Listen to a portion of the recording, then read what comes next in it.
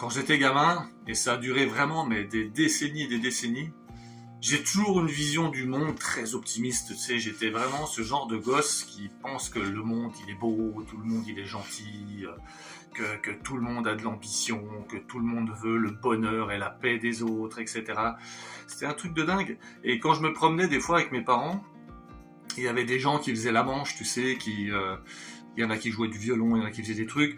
Et puis, moi, je tannais toujours mes parents. Je me rappelle, je tirais la main de mon père comme ça, puis je disais, papa, viens, on lui donne quelque chose. Il regarde, c'est super ce qu'il fait. Et des fois, il jouait comme un pied, le mec et tout. C'était vraiment moche, il jouait pas bien, mais ça me faisait tellement de peine de voir quelqu'un dans le besoin comme ça, que je demandais toujours à mon père. Puis mon père, plein de sagesse, tout ça, il me disait tout le temps, il me disait, oh, ben d'accord, mais bon, moi je peux pas donner à tout le monde. Puis mes parents étaient très modestes, ils avaient pas d'argent, mais ils ont toujours sorti un franc français de l'époque, c'était énorme. Et ils me donnaient ça. Et à chaque fois qu'on retombait sur quelqu'un, j'étais là, ah papa, il me dit, on peut pas donner à tout le monde, hein. Mais ils le faisaient quand même. Et en fait, le temps est passé comme ça, et au fur et à mesure que j'ai grandi, je continuais à avoir cette perspective du monde, à me dire, c'est pas possible. En fait, j'étais comme dans une espèce de déni où je me disais c'est pas possible que le monde soit si moche. En fait, j'en avais une vision. D'un côté, j'avais une vision très, je disais souvent à la Disney, c'est-à-dire très idéalisée, idéaliste, voire utopique de certaines choses, l'amour, etc. et tout. En plus, moi, j'ai eu comme exemple mes parents qui ont été mariés pendant plus de 60 ans et qui sont morts à 5 ans d'écart, mais qui sont aimés toute leur vie. Et moi, j'avais des ambitions, des envies déjà de voyager, d'aller à travers le monde, visionner des choses, enfin, voir tout ce qu'il y avait sur la planète. Mais en comparaison et en paradoxe avec ça, le fait de voir l'état du monde, des gens, me touchait déjà profondément. Et du coup, ça me faisait réfléchir alors que je n'étais qu'un enfant.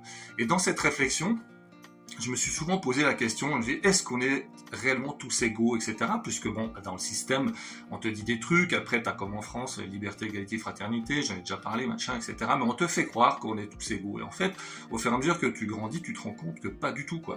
Mais comme t'es pas élevé ni éduqué dans ce sens-là avec le système éducatif tel qu'il est fait, tu le découvres par toi-même. Donc moi j'avais cette espèce de naïveté qui m'empêchait de voir certaines choses quelque part. Et au fur et à mesure que la vie, que je suis entré dans ma vie, je me suis rendu compte en prenant des baffes sur des baffes et des monstres claques dans la tronche qu'en fait la vie c'était pas du tout ce que je pensais, quoi. Que c'était pas du tout idéalisé, qu'on n'avait pas tous les mêmes chances, qu'on n'était pas du tout égaux, même si au fond de soi, et c'est ce que je dis dans mes vidéos, je pense que le potentiel on l'a tous, mais il y a des gens qui ne l'utiliseront jamais dans cette incarnation-là, dans cette vie-là, pour des tas de raisons que j'ignore et que je ne vais pas décomposer ni aborder aujourd'hui, mais c'est quelque chose où je me suis rendu compte que effectivement, on n'était pas tous axés à avoir un grand destin.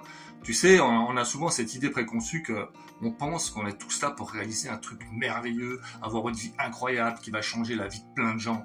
Et en fait, c'est pas le cas. La grande majorité des gens vont traverser cette vie en tant que spectateurs plus qu'en tant qu'acteurs et ne vont rien faire de spécial ni forcément impacter la vie des gens. Et alors, qu'est-ce que ça peut faire? Où est le problème? Et heureusement d'ailleurs, heureusement qu'on n'est pas tous voués à un destin de taré qui pourrait modifier celui des autres, sinon il n'y aurait jamais assez de place pour qui est ces autres-là justement. Donc tout ça, ça m'a fait gamberger et ça m'a fait réaliser qu'en fait, tout le monde avait sa place. Tout le monde avait sa place parce que à travers cette destinée ou pas destinée, quelle est la part de libre arbitre réelle, je ne sais pas exactement aujourd'hui. Mais ce que je veux dire par là, c'est que tout le monde a sa place dans le sens où même les personnes qui te font le plus chier sont souvent celles qui te font le plus évoluer. Les personnes qui te déçoivent sont celles qui te font le plus évoluer si et seulement si tu arrives à passer de là à là. Si tu descends au niveau du cœur et que tu te rends compte que ces personnes-là t'ont vraiment aidé à aller plus loin, à passer un step, à prendre conscience de choses chez toi par un effet miroir ou ce que tu veux, alors c'est énorme l'avancée que tu peux faire.